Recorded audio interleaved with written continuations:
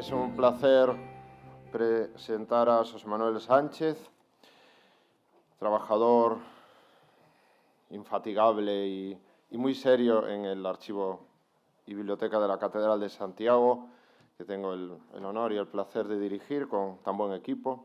No es simplemente por elogiarlo, sino porque el trabajo que hoy presenta es fruto de su óptimo conocimiento de las fuentes, no solo de las del Archivo de la Catedral, obviamente, pero ahí es donde ha desarrollado la mayor parte de su trabajo hasta el presente. Tanto es así que el área de medieval del Archivo de la Catedral, y no estamos hablando de cualquier cosa, es hoy lo que es, en buena parte por su tarea, la de tantos investigadores que han ido estudiando, transcribiendo, conociendo, criticando los documentos medievales de la catedral, obviamente desde el mismísimo Calixtino, pero sobre todo los tumbos y los pergaminos sueltos.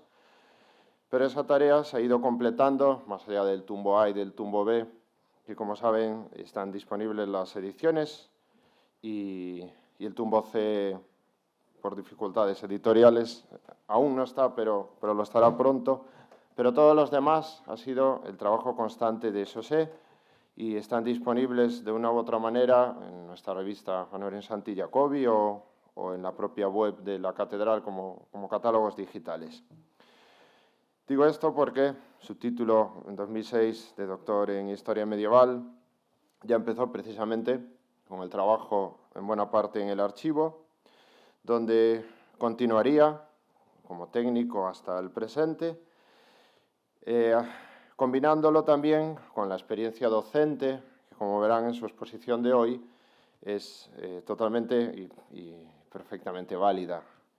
Es no solo un buen técnico, un paleógrafo, un conocedor de los documentos, sino también un buen expositor, y más allá del contenido material de los documentos, hay que buscar en ellos, como va a hacer hoy, la vida de las personas y de las instituciones que los produjeron, que al fin de cuentas es lo que hacemos los historiadores: dialogar, escuchar, hablar con las personas y con las sociedades del pasado y aprender, obviamente, para nosotros. Ponernos en la dificultad de entender y de viajar, no en el espacio, no vamos a ir a Estados Unidos, vino aquí a Estados Unidos, sino que vamos a viajar a este mismo lugar, pero hace 1000 años.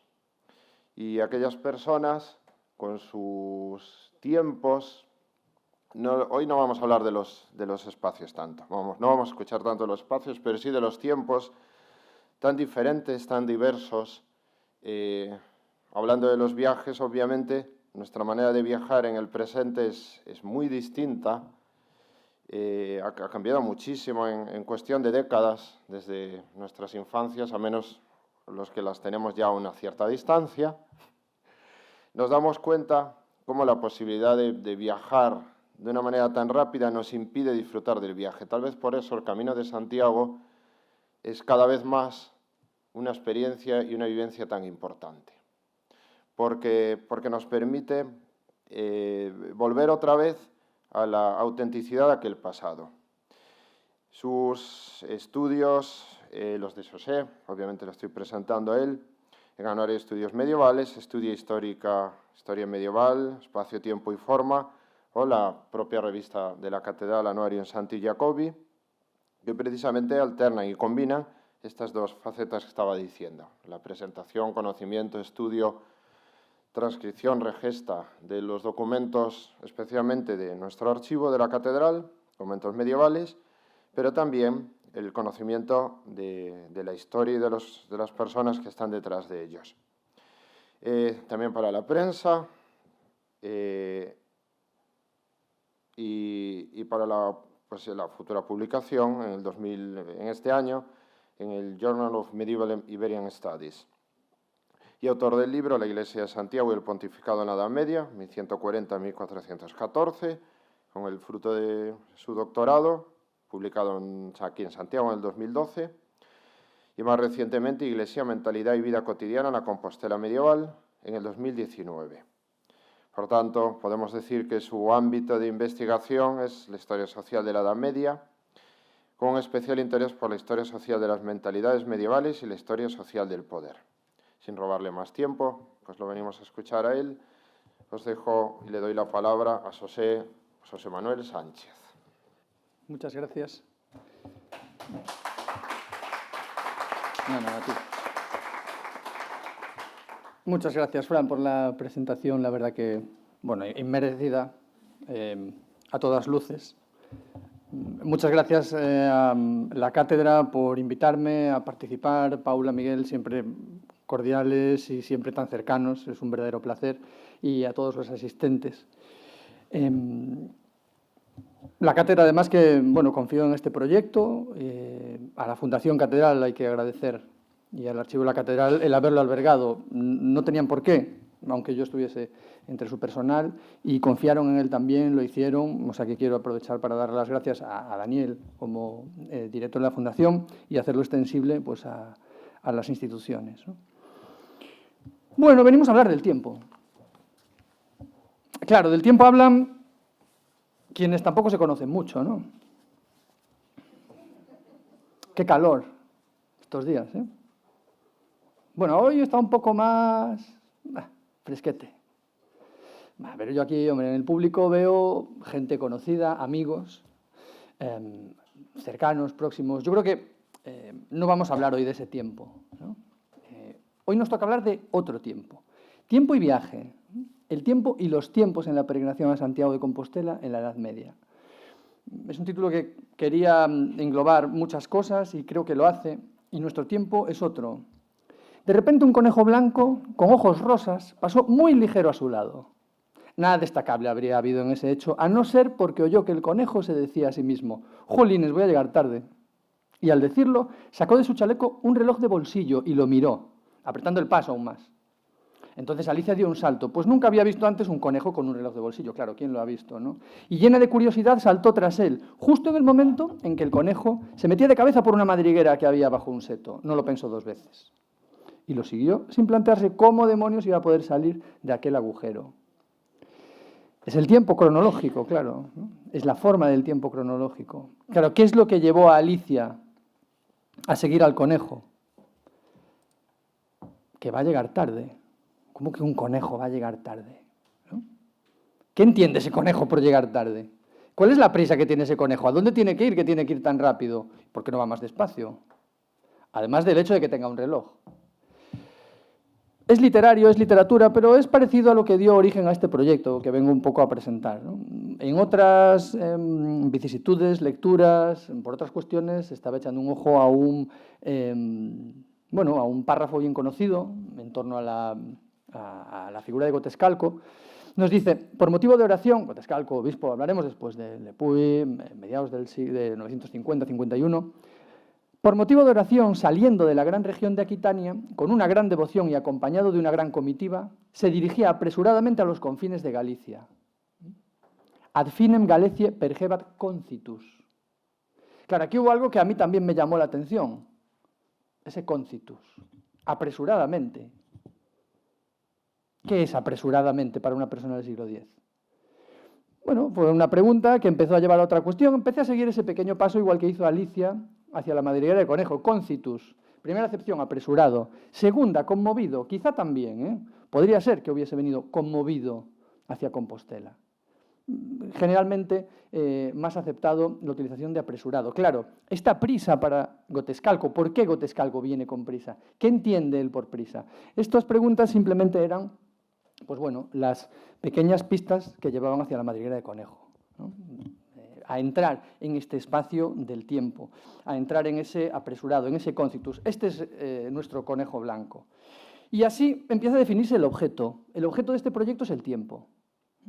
No es el tiempo atmosférico, como hemos dicho, ¿no? No es el sol, no es la atmósfera, no son las peregrinaciones estacionales, no es si se peregrina más cuando llueve o cuando hace sol o cuando hace calor, no. Es el propio tiempo.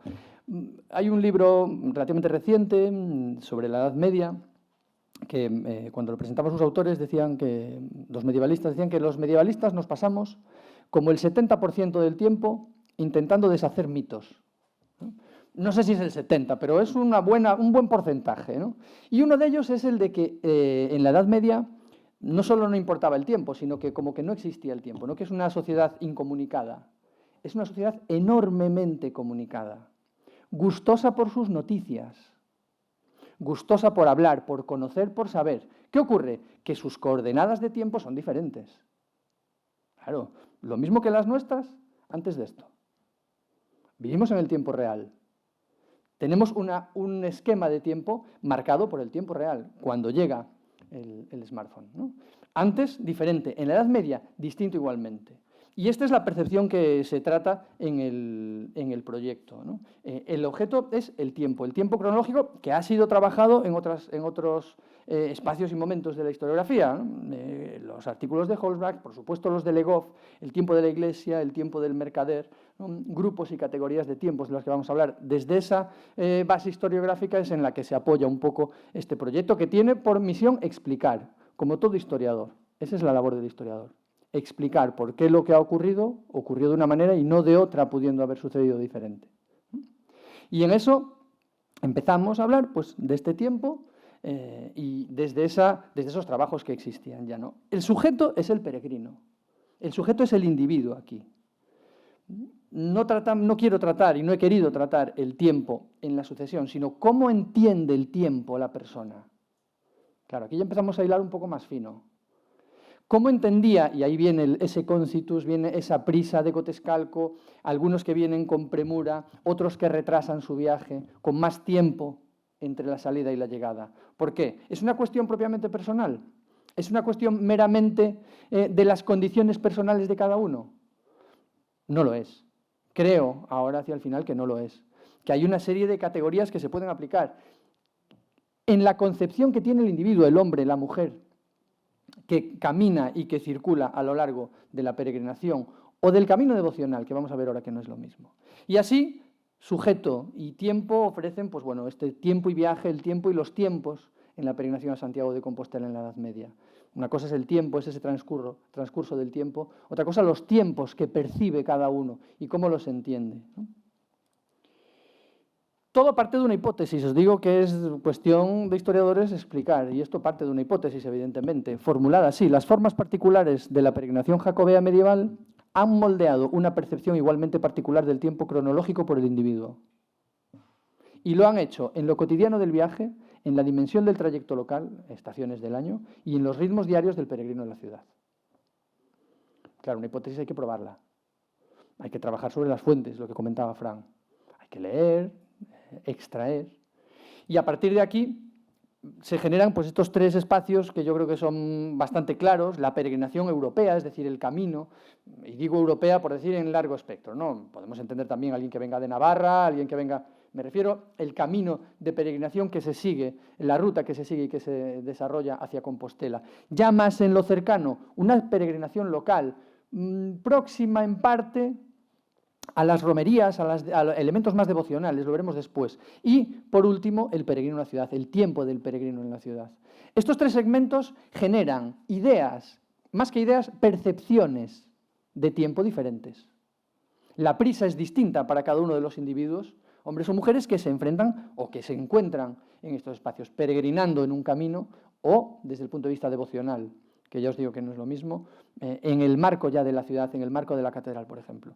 El proyecto tenía como objetivo más general recopilar las fuentes y desarrollar un primer análisis monográfico, ¿no?, en torno a este tiempo, a esta concepción del tiempo en el marco de la peregrinación, y de manera más específica recopilar la información, considerar las posibles pervivencias de estas formas temporales desde la peregrinación medieval, recopilar información, difundir los ritmos diarios en la propia ciudad y ver en relación a la peregrinación, ¿no? Y como metodología, pues bueno, se ha definido primero una base de datos para el vaciado de las fuentes, se ha recopilado la información en un vaciado de referencias, hemos organizado el material en estos tres niveles que acabamos de ver, y desde ahí se caracterizan las formas documentales y se interpreta, ¿no? Esto simplemente es a modo de postilla metodológica. Desde unas fuentes eminentemente compostelanas. Se ha tratado la documentación original en el archivo de la catedral entre los tumbos A y H, entre los siglos IX y XV, las carpetas de la colección de documentos sueltos entre los siglos XII-XV, y con todo este conjunto pues estamos hablando de varios cientos, ¿no? Por lo menos en los que se han buscado referencias, y libros de constituciones y concilios provinciales. A ello se añade una documentación editada, especialmente en los relatos de peregrinos, historias que nos transmiten. No he querido centrarme solo en los relatos de peregrinos, también hay documentación notarial, documentos propiamente notariales que hay referencias, que dejan referencias laterales, porque no es sencillo identificar qué entiende la gente por tiempo. Esto no es un foro, no es una venta, no es un arriendo, que se establece de manera muy clara entre Teresa López y Juan Pérez en 1324. Esto es un testimonio que hay que ir buscando y recopilando, y así lo hemos hecho. El resultado es una base de datos que se ha ofrecido en la página de la cátedra, en la memoria final del proyecto, con la interpretación primera de resultados, y sigue ahora la interpretación y estoy en proceso de edición en ciertas revistas. Tampoco voy a revelar mucho más, espero que cuando se aprueben, pues bueno, ya daremos noticia, ¿no? En cualquier caso, ponemos ya un primer punto, dejamos aquí lo fundamental y argumentativo del proyecto para ver un poco qué entendemos y cómo se entiende este tiempo en esta Edad Media. Bueno, aquí vemos en esta imagen vemos gentes diferentes, funciones diferentes, labores distintas y diferentes, desempeños diarios distintos. La definición realmente de las formas del tiempo en la Edad Media realmente es la observación de tiempos diversos, de tiempos distintos. Una riqueza de formas mentales de la Edad Media que supera lo individual y que permite compartimentar sectores, espacios que comparten una serie de características y que con esas características toman una forma particular de ver el mundo, de encontrarse en el mundo. No es algo particular de la Edad Media, por supuesto. Esto lo encontramos en todos los momentos, en todas las sociedades. Hoy mismo, evidentemente. Cada uno de los que estamos aquí tenemos una percepción de tiempo diferente porque nuestro desempeño es distinto, ¿no? Están influidos en este caso principalmente por el lugar que se ocupa en la sociedad. Y esto, que ya había sentado la historiografía, es un punto de partida perfecto para nosotros. Aquí entra ese tiempo de la Iglesia y tiempo del mercader que hablaba Le Goff, ¿no? Que marcan cuestiones particulares. Es un punto de partida perfecto para nosotros. Esta investigación vendrá o intentará enriquecer el mosaico de estas formas de la mentalidad europea en la Edad Media. Y, bueno, constituir un poco una mayor explicación de un fenómeno que no se reduce a lo social, que es el de la peregrinación, social, devocional, sino también a la dimensión del pensamiento individual, cotidiano de la gente. En un primer momento nos dedicamos a la peregrinación europea, a esa peregrinación en largo espectro de gente que viene y que, como veremos, cambia. A partir del siglo IX, con la inventio, con el hallazgo del espacio que se atribuye al apóstol Santiago, empezamos a documentar ya una serie de viajes en veneración, ¿no? Con cierto testimonio, procedencia alguna ultrapirenaica, conocemos algunos nombres, ¿no? El franco Bretenaldo, un monje anónimo del monasterio de Reichenau, que empiezan a marcar la presencia foránea, devocional quizá, todavía no se sabe en ese momento, ¿no?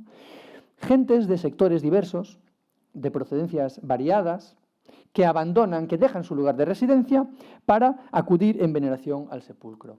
Claro, el objetivo es específico, es la oración.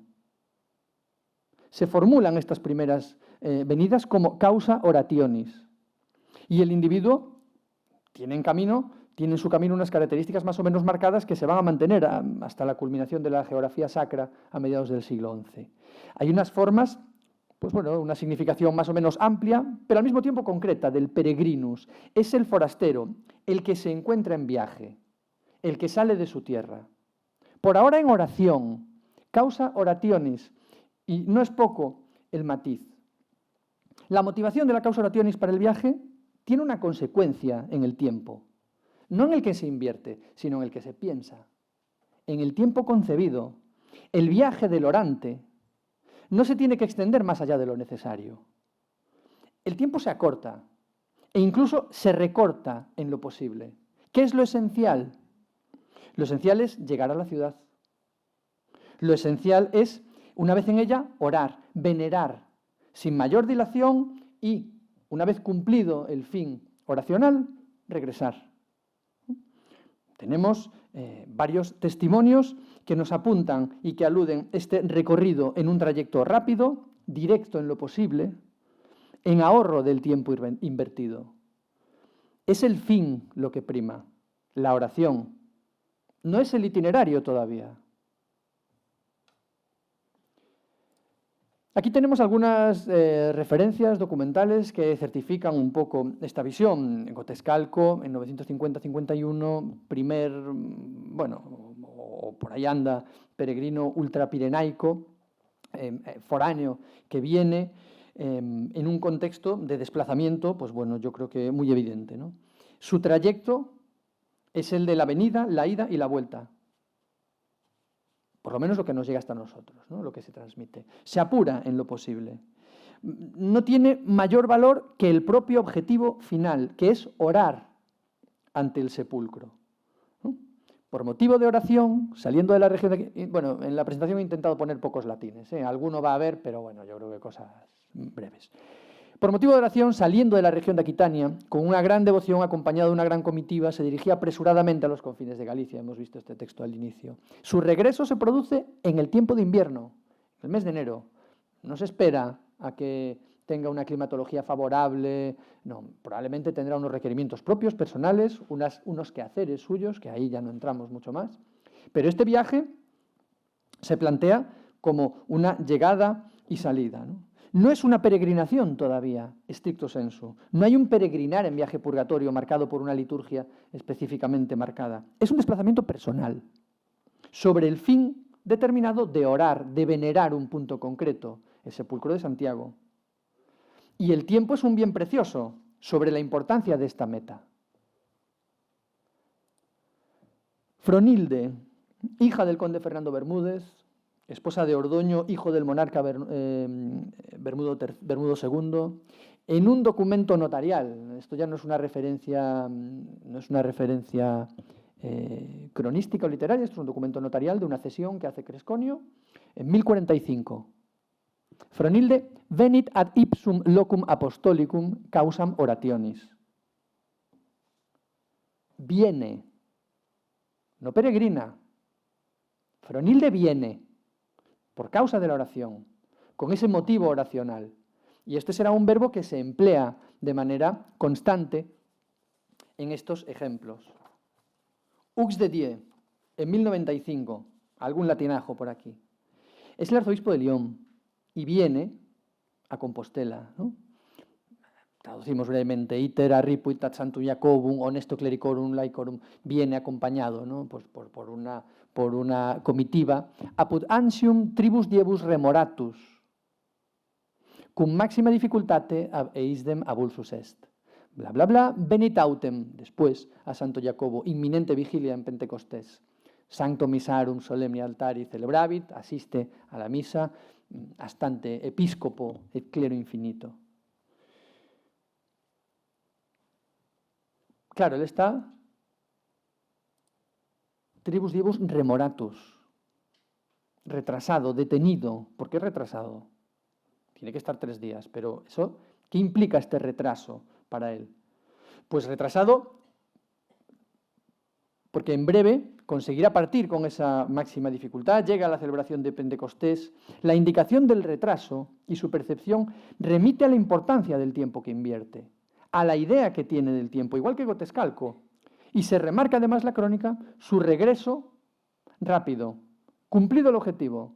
Hux de Die regresa a la jornada siguiente. Después de haber llegado en la vigilia de Pentecostés y escuchar misa, al día siguiente regresa. Su misión es, su objetivo es oratorio, ¿no? Y viene en esa función, en ese anhelo de oración y de veneración. Viene otra vez, igual que Raimundo de Borgoña y Urraca, en 1095, un documento del tumbo de la catedral señala cum causa orationis ad sedem Domini Jacobi venissemus. Venissemus, otra vez. Vinimos, no peregrinamos. Hemos venido en 1095 causa orationis, porque queremos orar, porque queremos rezar, venerar. A lo largo del camino, nosotros queremos rezar en el sepulcro de Santiago. Ese es el punto de destino. No voy a repetir mucho más. En 1138 tenemos también el monarca Alfonso VII para orar En Compostela se da a entender unos desplazamientos en los que esos protagonistas, cumplido el objetivo, regresan, sin dilación. Alfonso Jordán, conde, nieto de Alfonso VI, en 1140 la compostelana nos habla de peregrinus veniebat, per viam regiam ad Santum Jacobum causa orationis, veniebat causa orationis. No peregrinan, vienen todos ellos. El tiempo corre, y rápido. Este es el tiempo del orante. Claro, a la par, al mismo tiempo, en este marco de esta peregrinación, en torno al siglo XI, empieza a abrirse paso, siglo XI, ya nos estamos aproximando, estamos en esta plena Edad Media, entrando en esta plena y maravillosa Edad Media de los siglos XI-XII, empieza a abrirse paso otra forma más completa, más definida de periplo, el de la peregrinación propiamente dicha. Y conviven ambas perspectivas a lo largo de todo el siglo XII, por supuesto, y en parte hasta el final del periodo, ¿no? Y de ahí cara al futuro. La oración empieza a encajarse ahora en un proceso mucho más amplio en las formas del trayecto, en las formas del desplazamiento. El propio peregrinus, ese propio protagonista, va dotando de contenido a la ruta en sí, al desplazamiento. López Alsina cifra más o menos el proceso en torno a 1050, a mediados del siglo XI, perfecto. La tradición de movimiento peregrinatorio ocupa en estos siglos XI y XII ya estas dos esferas. La devocional y la penitencial. No voy a entrar mucho en la penitencia y el purgatorio, porque a algunos se aburriría quizá. Conoce bastante el purgatorio. Sí, lo conoce. Sí, eso lo decía, un ratito en el purgatorio no nos lo quita nadie a ninguno, ¿no? Esta segunda esfera está especialmente en conformación ahora, en la configuración de unas líneas de culto, de unas formas de culto, en las que el viaje, causa peregrinationis ya, se reglamenta en una serie de hitos, de modos, ¿no? Que no solo cultivan la devoción a un santo, sino que el propio transcurso purifica el alma y limpia los pecados que se han cometido. Es un grosso modo, ¿no? Habría mucho que profundizar, pero nos puede servir. Claro, esto va a cambiar la forma del tiempo del peregrino. Este nuevo objeto de viaje, expandido en el sentido, tiene mucho que ver con un proceso que ya se venía desarrollando en la centuria anterior, siglos X, XI. La voluntad de llegada a un lugar de culto, a ese lugar de oración, se le da en esa voluntad al desplazamiento un sentido trascendental. Al propio desplazamiento se ritualiza, se sacraliza de manera definitiva la ruta, el desplazamiento. Y esto nos permite determinar al mismo tiempo un cambio en la percepción de los tiempos. La peregrinación purgatoria, penitencial, cambia el paso. El recorrido, ese recorrido ya es una inversión en el beneficio espiritual. La finalidad no es la oración ahora, no es orar en un punto, sino que se le añade el viaje. El propio camino es una meta y un cambio para el individuo. Claro, desde esta percepción no importa demorarse, ya no importa el retraso. Es más, la dilación casi incrementa la gracia y la propia limpieza espiritual. El tiempo invertido no se limita a lo imprescindible, a lo inmediato, no se escatima. Este tiempo se ensancha en un presente extendido de la peregrinación. Y la ruta hacia el perdón, el objeto, comienza una vez el individuo cruza la puerta de su hogar. El viaje es una liturgia en sí mismo. Claro, la peregrinación ahora no va a ser simplemente un desplazamiento devoto, sino un transcurso de formas litúrgicas, de ritos, de devociones a satisfacer, a cumplir.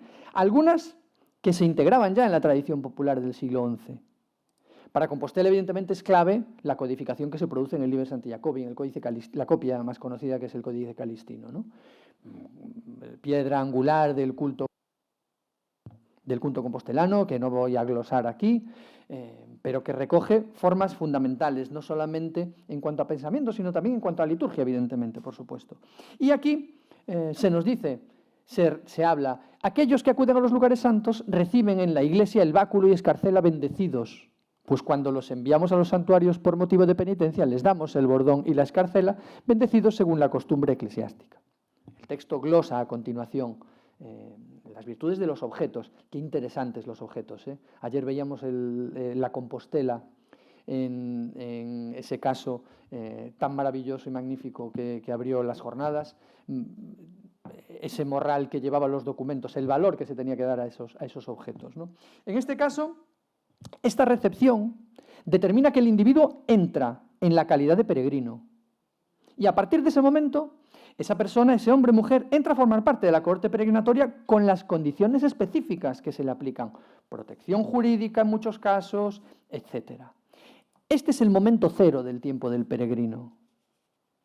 Es muy diferente a la llegada a la ciudad, que probablemente sería el tiempo cero del orante.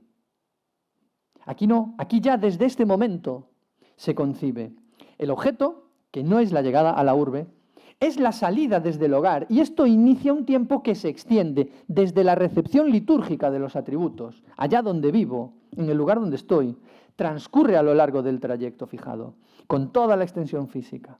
Y la dilación no importa.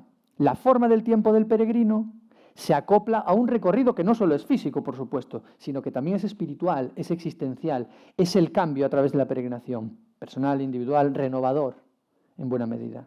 Y las fuentes parecen ofrecernos también un punto final, casi no sé si final, pero intermedio, por lo menos en este tiempo, más allá de lo obvio de llegar, ¿no?, a Compostela. El propio Códex señala la concha, la vieira, por lo mismo que los peregrinos que vienen de Jerusalén traen las palmas, así los que regresan al santuario traen las conchas.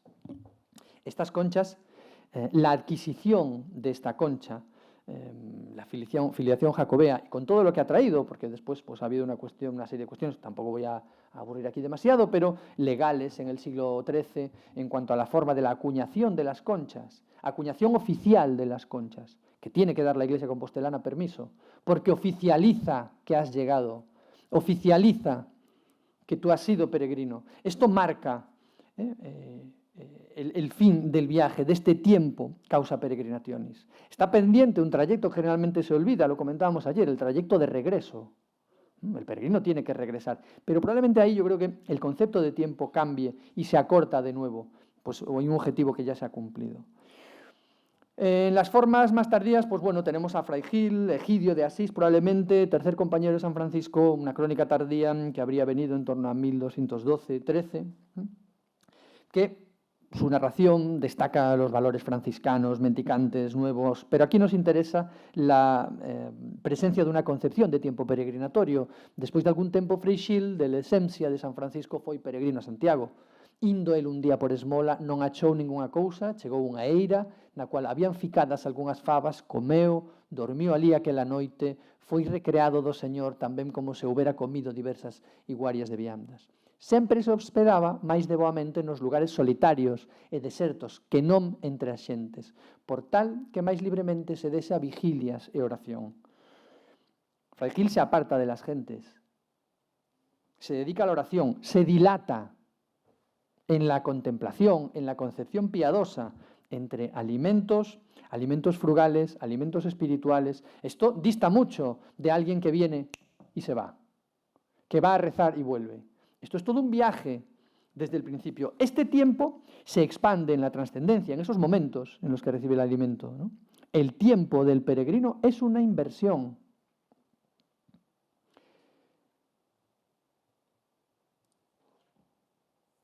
En el segundo nivel teníamos aquella peregrinación local, que es, bueno, aquí podemos decir que definimos, por tanto, estos dos marcos, ¿no? Este tiempo de aquel que viene en la causa de oración y el que viene en causa de peregrinación, que son distintos, que se flexibilizan, que son elásticos, digamos, casi, ¿no? En base al objeto.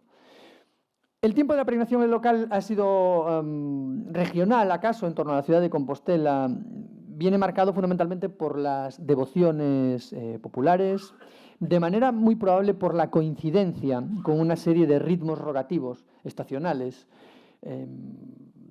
No son sinónimos ambos fenómenos, probablemente, pero el de peregrinación y romería local, pero sí tienen ciertas concomitancias y es complejo de observar. Se nos habla en el cobro de los concheros de Pedro Suárez de Deza, todavía a inicios del siglo XIII, se refiere en la peregrinación, bueno, uno de los cobros, en la peregrinación que se hace desde Pascua a Pentecostés y en la peregrinación de otoño, es decir, la que se hace desde la fiesta de San Miguel a San Martín.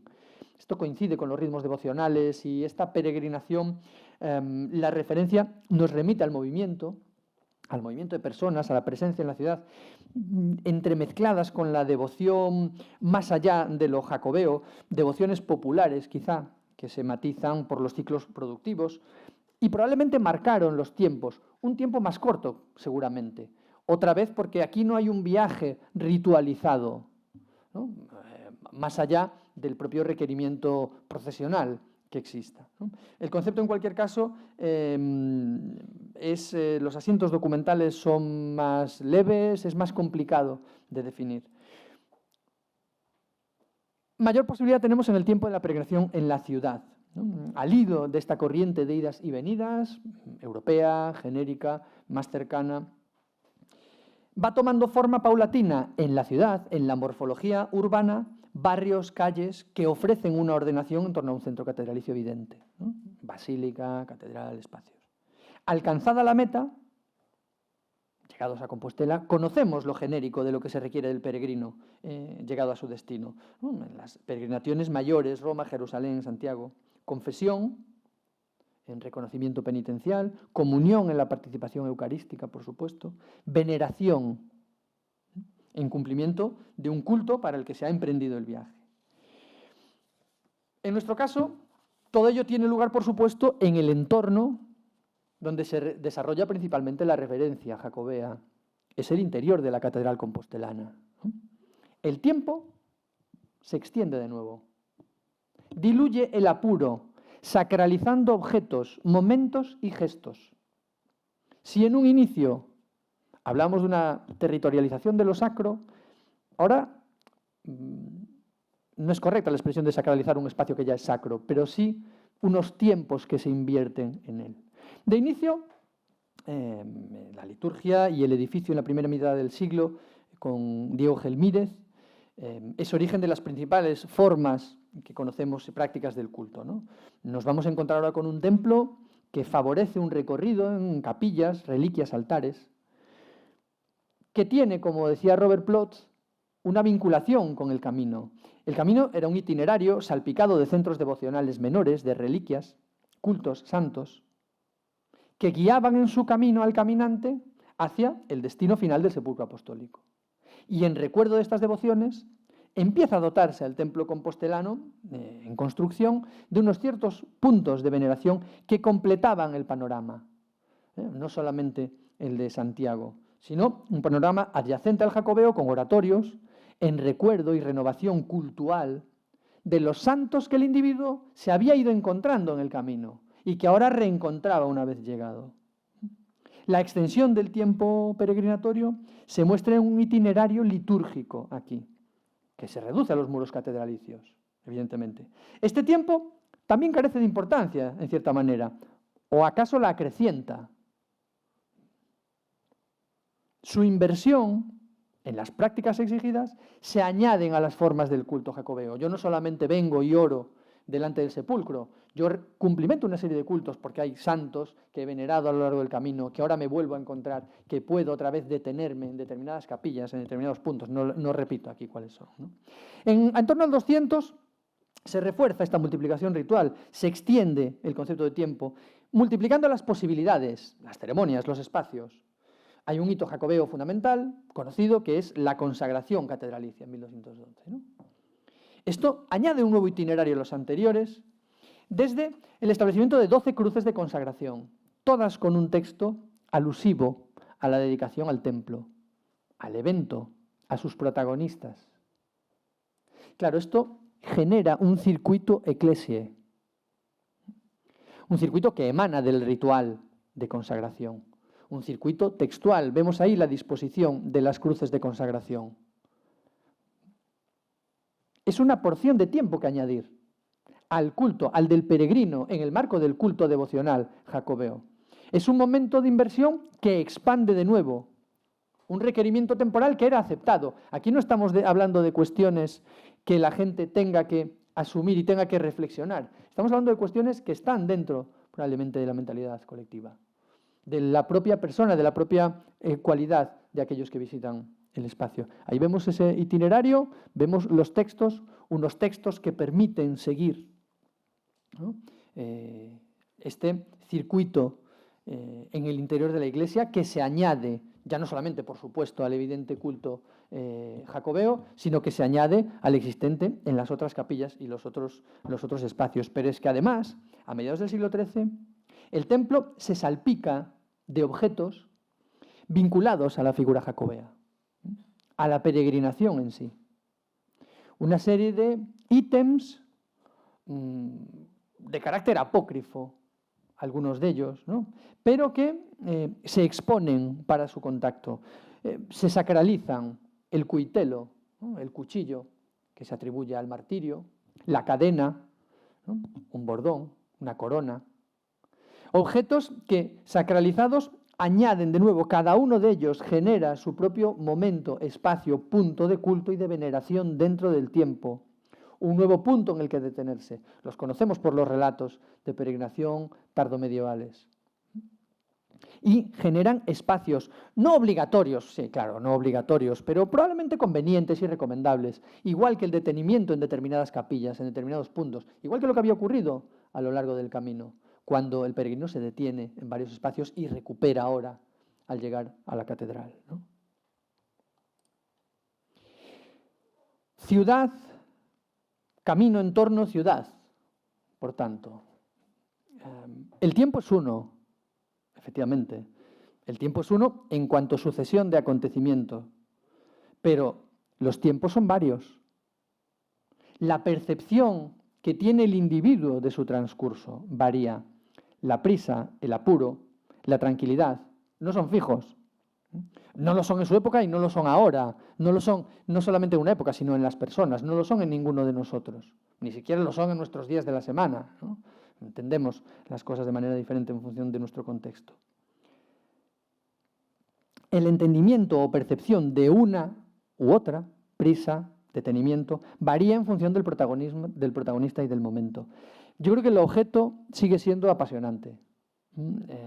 Una esquina en cierta penumbra, ya no solamente en lo peregrinatorio, sino también en el marco de la civilización medieval. La historiografía más clásica había definido algunos de estos tiempos, especialmente en la adhesión a grupos particulares, cohesionados, ya decíamos antes, los del mercader, los de la iglesia. Cada uno tiene unas formas materiales, unos sonidos, unos ritmos. Todo esto tendría muchísimo que tratar. La cuestión sonora, ¿no?, lo que se entiende al oír un sonido, y en Compostela, George, lo sabemos bien, ¿verdad?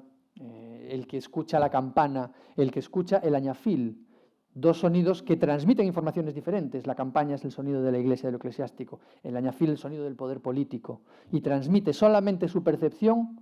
Yo ya sé que viene algo ahora. Y cuando Domingo Longo toca el añafil a principios del siglo XV, yo ya sé que me va a transmitir una noticia emanada del concejo, una disposición concejil que tengo que conocer, porque es lo que se requiere.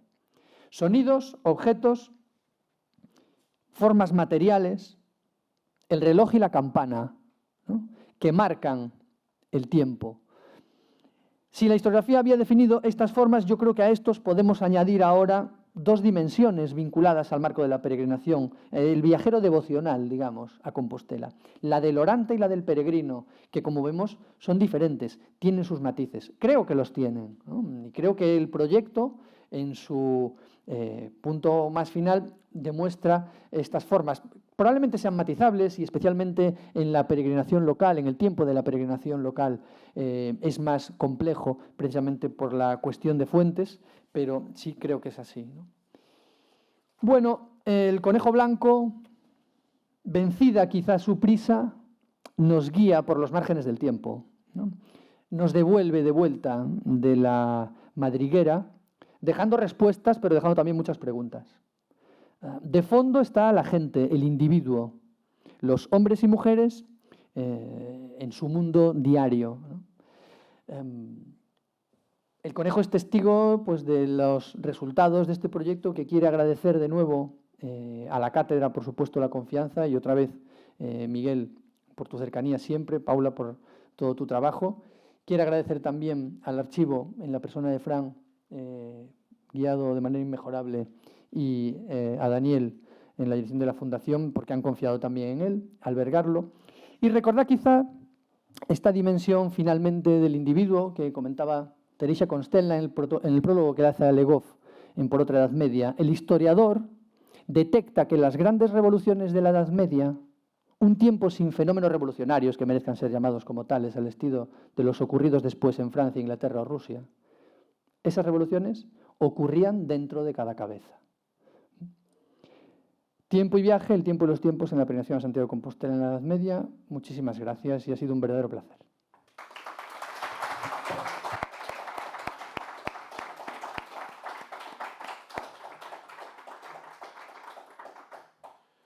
Le agradecemos a José el tiempo agradable que nos ha dedicado, porque ciñéndose al tiempo de nuestros relojes ha hecho que nos corriera realmente, porque lo hemos disfrutado y en ese sentido nos hemos metido muy bien dentro de la reflexión que ha hecho, sorprendiéndonos además con algo que podía parecer que el pasado ya es muy conocido y sin embargo necesitamos tomarnos un tiempo para conocerlo mejor, fijarnos, escuchar y ver. Hay ahora turno de preguntas, de cuestiones, de aspectos sobre los que se quiera incidir, de breves anotaciones de trabajos parecidos que hayan hecho.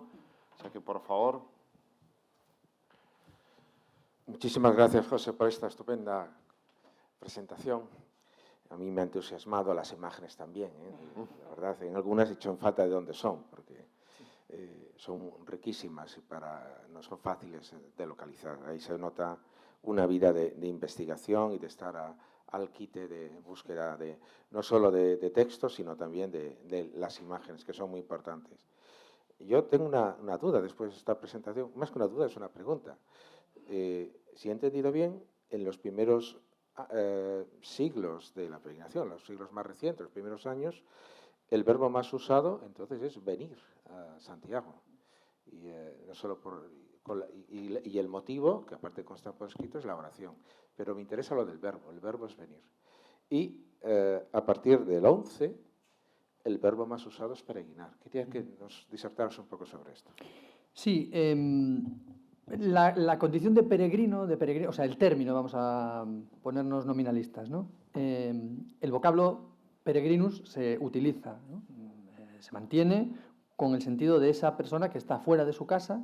Bueno, realmente incluso viene desde la tradición clásica, o sea, no es algo propiamente medieval, sino que se recoge en la tradición clásica. Quien está fuera de su hogar, ¿no? Lo abandona para una tierra extraña. En el caso de las fuentes trabajadas, y especialmente en el marco que estuvimos trabajando en torno al tiempo, en esos primeros momentos figura efectivamente el tiempo venir, venissemus venit. Lo vemos con Fronilde, lo vemos con Urraca, con Raimundo de Borgoña, lo vemos con Alfonso VII, con Alfonso Jordán, en la propia historia compostelana. Yo creo que porque precisamente en estos primeros momentos no se ha dotado a la forma del viaje, al transcurso del viaje, ¿no? Al desplazamiento de un contenido litúrgico que sacraliza también el propio comportamiento desde que sale de su casa, desde que sale del hogar, y que le da ese trasfondo a todo el desplazamiento. Esta gente tiene un sentido muy concreto, que es el de orar, es una devoción, es un espacio devocional. Y en el marco de esa devoción vienen porque todavía no hay esa forma peregrinatoria que rellena de espacio espiritual ese trayecto. Poco a poco, a partir de mediados del 11, no hay, como siempre, no hay un momento, ¿no?, un año que marque el lugar, pero podemos poner a mediados del 11, y ahí, bueno, seguro que Paco podría glosar mucho la cuestión, y también Daniel seguramente. A partir de ese, y seguro que Fran seguro. A partir de ese mediados del 11 se empieza a dar ese contenido más litúrgico y sacro al comportamiento en el transcurso del desplazamiento, y empieza a rellenarse esa peregrinación como tal. En esos primeros momentos ese venir yo creo que es bastante indicativo, ¿no? Venir no indica todo ese desplazamiento litúrgico y ritualizado. Con ritualizado no quiere decir que sea algo súper solemne, ¿eh? La ritualización no quiere decir que sea enormemente solemne y que venga con una enorme solemnidad. No, una ritualización puede ser pues enormemente cotidiana, como tantas otras que tenemos en nuestra vida, ¿no? Y bueno, y el mundo medieval, pues qué vamos a decir, que yo creo que nada es, iba a decir nada es lo que parece, pero digamos que nada es solo lo que parece, ¿no? En la sociedad medieval hay muchísimas cosas de fondo. Entonces no quiere decir que sea algo súper solemne esa ritualización, sino que es algo que requiere unos comportamientos, que rellena, y con rellenar no quiero decir simplemente cumplimentar, ¿no? Sino que se va dotando de un espacio trascendental a un desplazamiento que antes no lo tenía. Por eso vienen porque ¿qué es lo que interesa? Orar. Es un espacio devocional. Yo tengo devoción y quiero orar en el espacio que se atribuye a Santiago, en la tumba del apóstol. Vengo y me voy. Cumplida mi devoción, ¿no? Cumplida mi espiritualidad, probablemente voy. En el caso de la peregrinación, el propio viaje es un espacio litúrgico.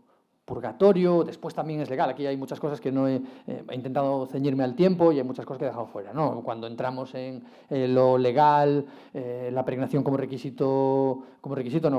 elemento legal de pena impuesta, pues, podríamos hablar de muchas cosas. Pero en este caso hablamos de esta liturgia que rellena de un contenido trascendental ese desplazamiento. De ahí el propio cambio. Yo creo que esto nos trae a un cambio en la idea del tiempo, evidente, ¿no? Yo vengo a orar, yo quiero orar, entonces vengo con la rapidez que pueda.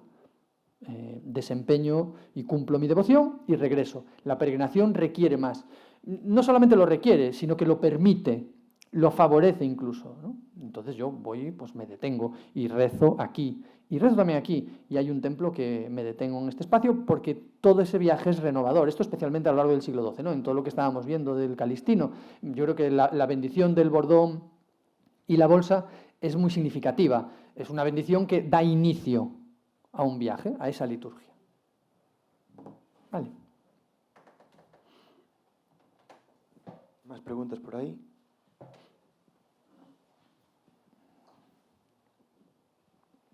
Veuillez m'excuser, mais je vais poser ma question en français. Ah, pardon. Et j'espère que Miguel pourra la traduire.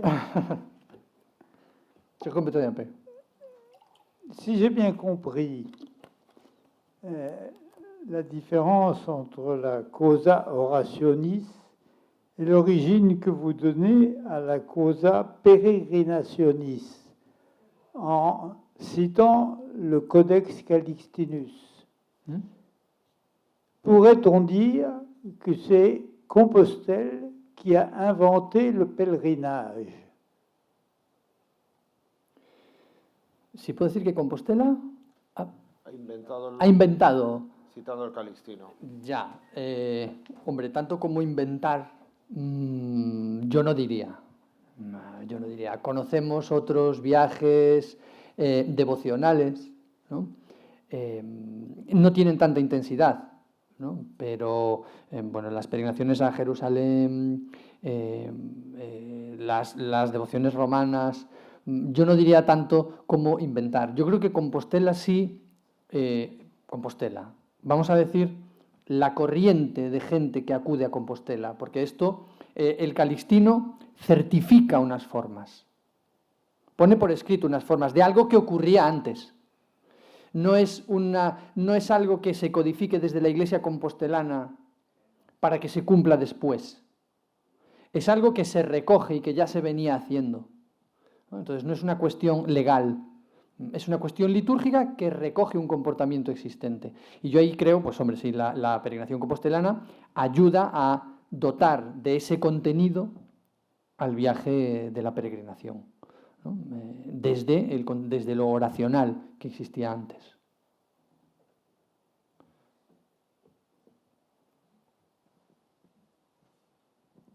Perdón, disculpe.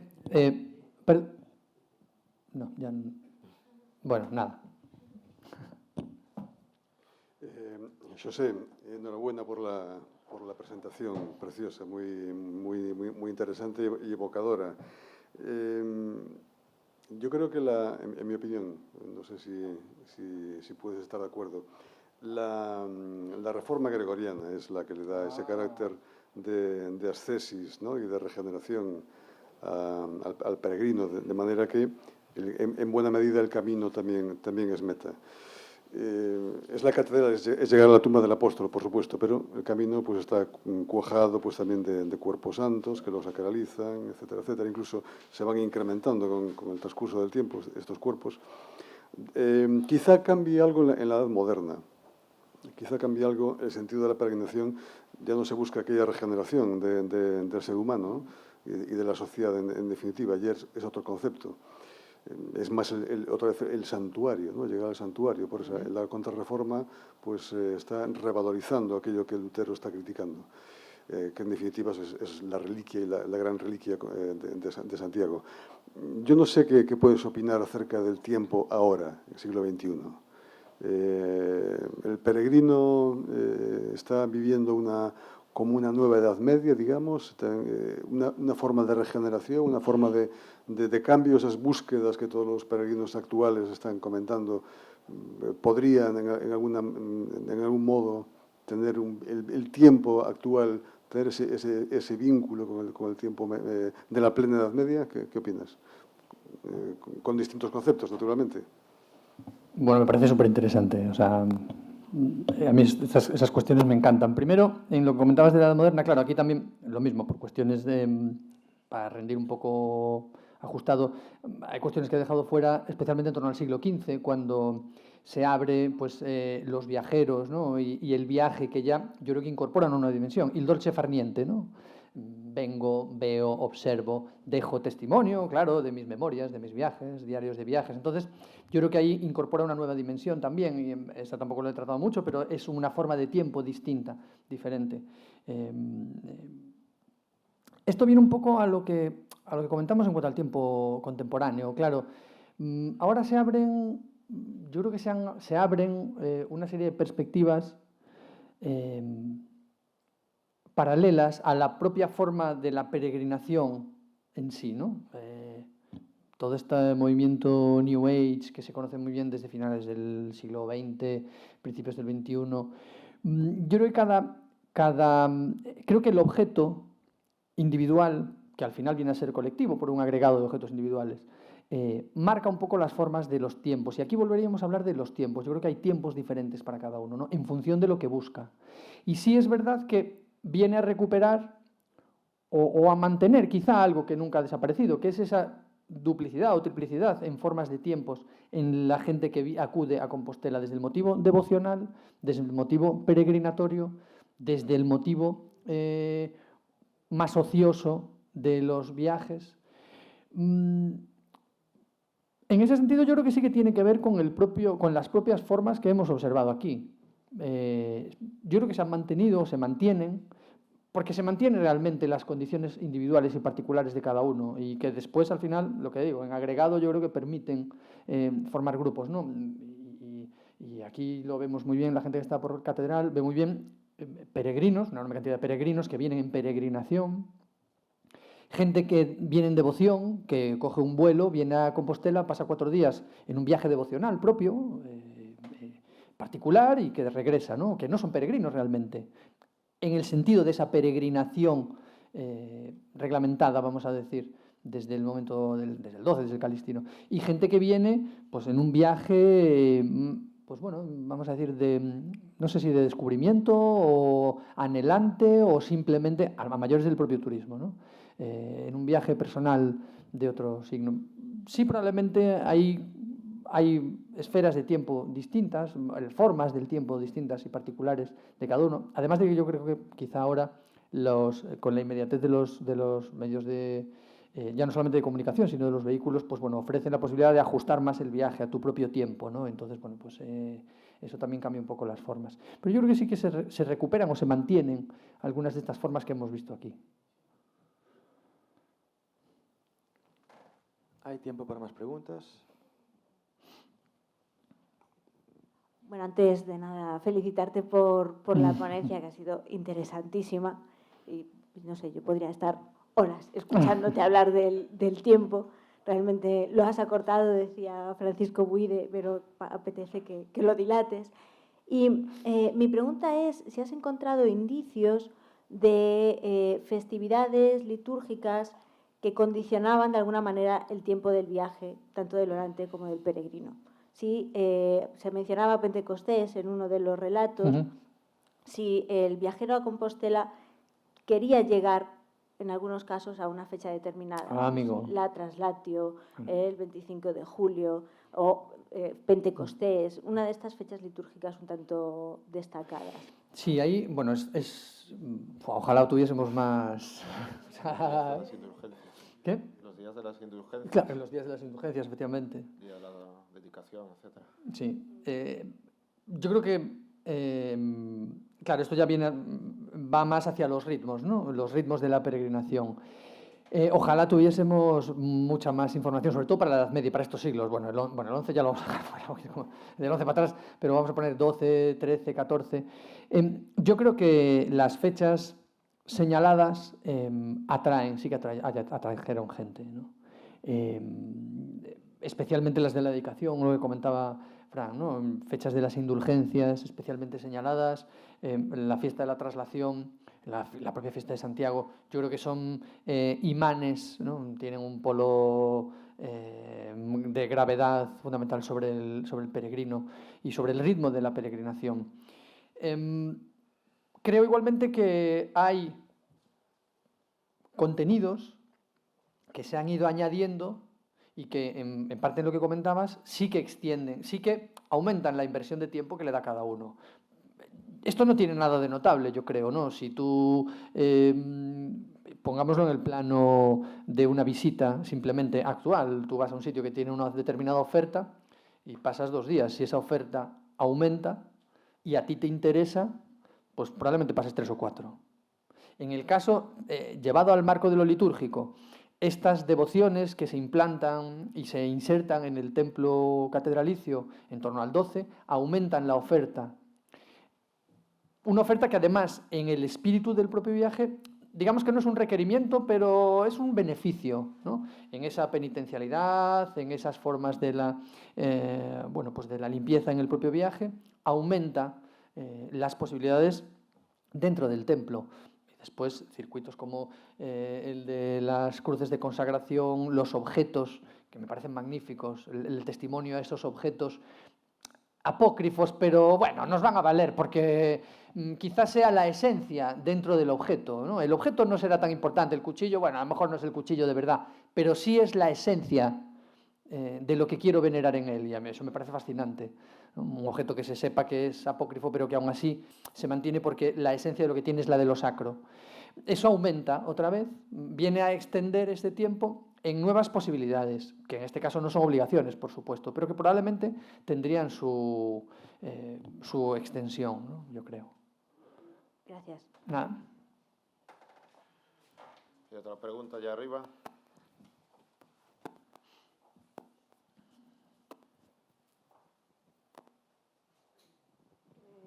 Muchas gracias por su exposición, me pareció muy interesante.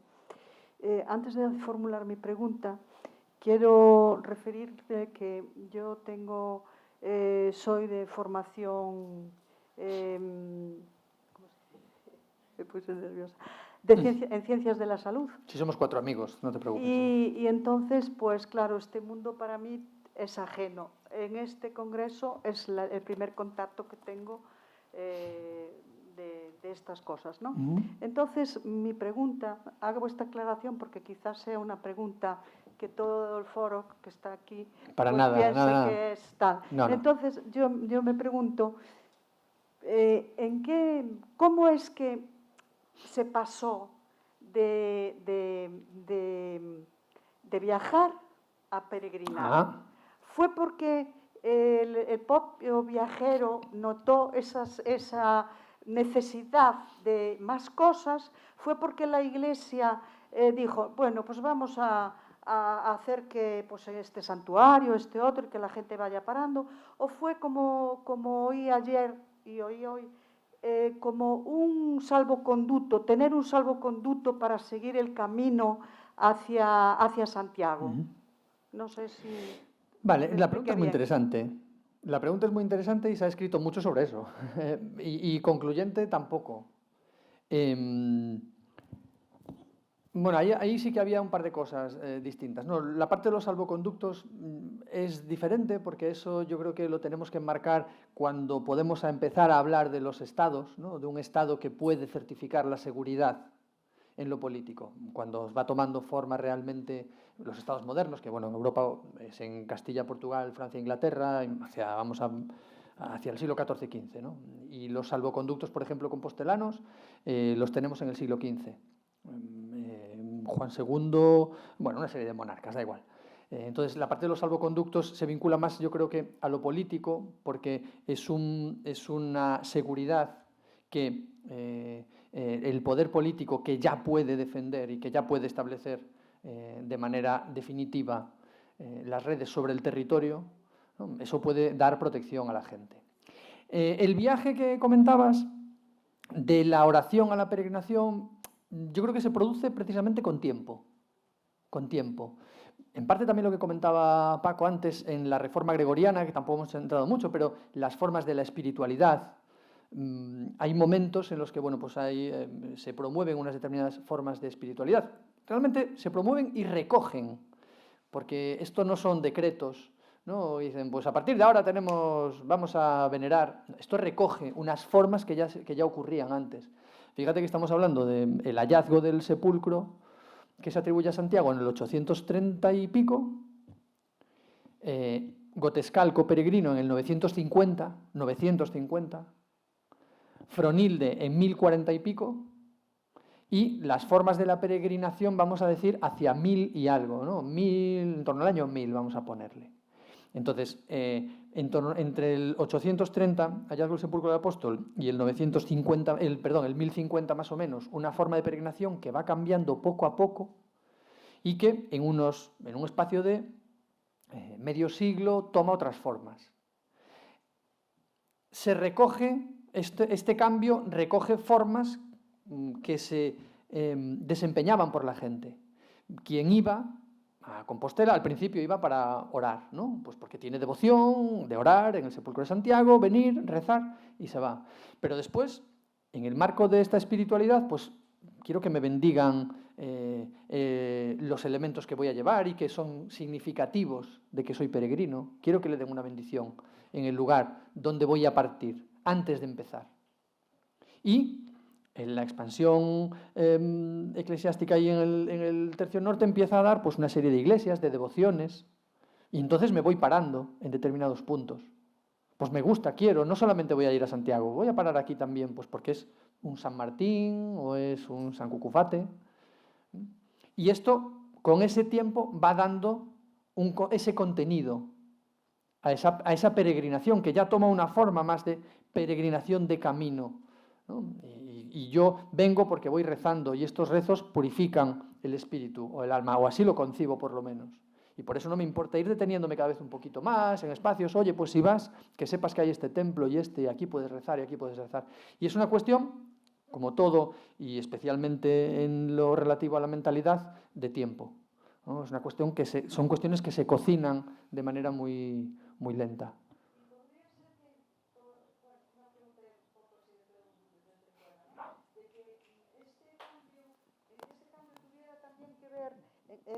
¿La Apocalipsis del año 1000? Yo ahí no veo... No. El Apocalipsis del año 1000... Primero, ahí hay muchísimo que trillar en el año 1000. Primero, ¿para quién? Porque las formas de datación eran varias. Entonces, si es por la era hispánica, hay que restarle 38 años. Bueno, para mí aún no llega el Apocalipsis. Hasta dentro de 38 años no me vale, a mí no me afecta.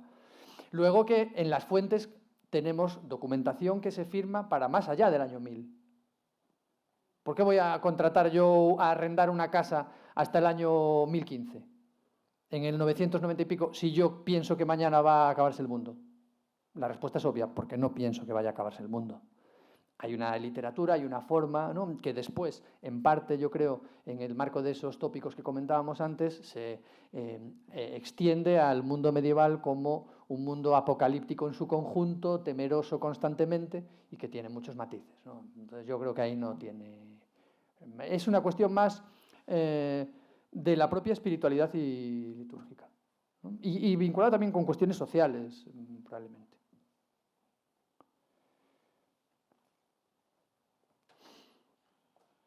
agradecemos las preguntas. Aún tendríamos algo de tiempo si alguien desea complementar. Sin duda, son temas que van enganchando unos con otros y nos llevarían a llenar nuestro tiempo, llenarlo, no perderlo, desde luego. Es un tema fabuloso, podría extenderse incluso hasta la liturgia, los calendarios, el intercambio también de distintos tiempos, como acaba de marcar José, los distintos tiempos de cada uno, que la reforma gregoriana unifica y coordina, por eso Santiago pasará a tener 2 tiempos, 25 de julio y 30 de diciembre. Sin duda los fríos que pasó Godescal con el camino iban vinculados a la celebración del apóstol Santiago cuando se celebraba aquí, 30 de diciembre, no cuando lo celebraban ellos en Francia, el 25 de julio. Y 1000 ideas más. Curioso como el milenarismo, que acaba de ser mencionado, provoca más adelante del año 1000, ya enlazando con los movimientos franciscanos, a peregrinos que sin meta, flagelantes, itinerantes, personas que recorren Europa sin una meta, porque la meta está más allá de este mundo, no en este, y que lo recorren penitencialmente. Y después el omnipresente Calixtino con su guía del Camino de Santiago, que es también un calendario de santos. Cuando se celebran, donde se celebran, llenándolo, pero llenándolo tal vez a la manera en que ya lo habían hecho antes las guías de la Mirabilia Urbis Rome y los itinerarios de peregrinación que enlazan en la antigüedad con la peregrinación cristiana desde la ciudad de Roma y después Tierra Santa. Al propio tiempo en la liturgia, nuestra fabulosa Egeria, sin desdecir a los franceses, que se lo atribuyeron antes, pero que llena el tiempo en Tierra Santa con lo mismo que se puede llenar el tiempo litúrgicamente peregrinando en las propias celebraciones pascuales que uno tiene en su propia iglesia. Es fascinante, no nos llegaría el tiempo. ¿Sí hay alguna pregunta más? Sí, allá arriba hay otra. Bueno, ya que se ha tocado el tema del apocalipsis de un modo indirecto, se me ocurre otro apocalipsis real que se produjo en la historia, que fue la peste, ¿no? No sé si lo has tocado en tu intervención, porque yo he llegado tarde y a lo mejor lo has tocado. ¿De qué manera, supongo que de una forma tremendamente radical, influyó el tema de la peste, esa tremenda maldición bíblica que cayó en una época muy determinada de la historia mundial, sobre el tema de las peregrinaciones? Gracias.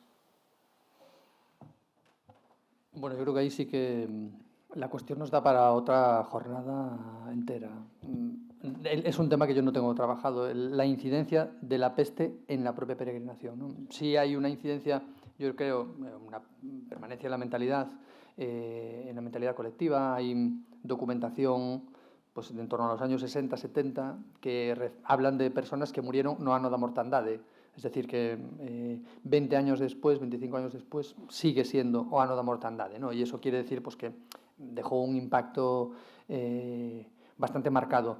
Por lo menos en la mentalidad. No sabemos realmente, y aún lo comentaba hace no mucho con una persona, me decía, ¿cómo estamos con la peste? Es que realmente la peste y la incidencia de la peste, por lo menos en Galicia, en el Reino de Galicia, yo creo que todavía tiene para tratar. No, desconozco la forma en cuanto a la peregrinación, ¿no? Si genera ritmos, en parte por las fuentes, porque las fuentes tampoco nos permiten medirlo, ¿no? No tenemos listados de peregrinos, entonces se hace muy complicado. Es un tema muy interesante, muy interesante.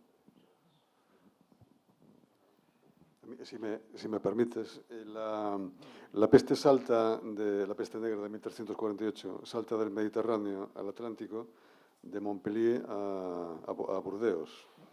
Y es precisamente en ese mismo año de 1348 cuando un barco de peregrinos que sale de Burdeos llega a Coruña y la introduce en Galicia. El mismo año da el salto inmediatamente del Mediterráneo a Galicia y a Santiago de Compostela, y de ahí a Portugal. Ahí me trae ahora un poco a la memoria, y no lo recordaba, pero aparte es la investigación mía de hace tiempo, pero el arzobispo del tiempo de la peste permaneció desconocido. Yo encontré, es Gonzalo de Aguilar, en el Archivo Vaticano, pero no había quedado nada de él. De hecho, se extendían los arzobispados del anterior y el posterior, y sin embargo hay un arzobispo en el tiempo, precisamente, de la peste, que es, yo creo que es nombrado en el 46, me parece, 46-47, que vaya suerte también, ¿eh? O sea, lo clavó. O sea, Arzobispo de Santiago, genial, estupendo, me va a venir una época estupenda. Paf. Y sale en el 51-52, me parece. Y no tenía... yo creo que es notorio, por lo menos, ¿no? Ese silencio de ese momento. Pero es muy interesante, sí. Arriba tenemos una pregunta. Sí. Mira, a mí me quedó un poquito duda, que no lo tengo muy claro, cuando hablaste de que, por ejemplo, cuando había fechas importantes, aumentaban las peregrinaciones, que no importaba, por ejemplo, que el objeto, si era un objeto apócrifo, que lo que importaba era la esencia. O sea, de que la persona que va a venerar ese objeto piensa que de verdad ese objeto es el verdadero. Entonces, ¿lo de la esencia dónde está? Perdona. No, eso... En la idea de que es el verdadero. Me refería yo que hay objetos que se atribuyen a apócrifos, ¿no? O sea, que no a no reales y que, sin embargo, tienen un hueco en el espacio, ¿no? Catedralicio. Que sería muy interesante entrar en esa investigación, primero para ver cómo los entendían ellos, si realmente lo entendían como apócrifo, que hoy lo conocemos, ¿no? Y si es así, que sería muy interesante que a un objeto, aun sin estar certificado realmente, ¿no?, se mantuviese en el espacio, porque eso quiere decir que lo que estás venerando es la esencia de lo que representa, ¿no? Que viene a ser, tampoco es muy espectacular, porque viene a ser como unas tallas, como ahí hay unas representaciones, ¿no? Iba por ahí un poco. Nada. Vamos a cerrar la presentación. Os recuerdo que, como todos estamos realmente entusiasmados en este momento, parte del interés de este tipo de eventos no es solo el tiempo que le dedicamos a la conferencia, sino el trabajo que queda en la base de datos, en las publicaciones con toda la investigación, con las fuentes, con las citas, que también es ocasión para cada uno dentro de sus intereses ir tirando del hilo hacia las otras fuentes, y sin duda el pozo de esfuerzo y que va ampliando nuestros conocimientos jacobeos más allá de este excelente tiempo que le hemos dedicado a la conferencia. Y nos despedimos de José con un aplauso y después ya hasta la siguiente.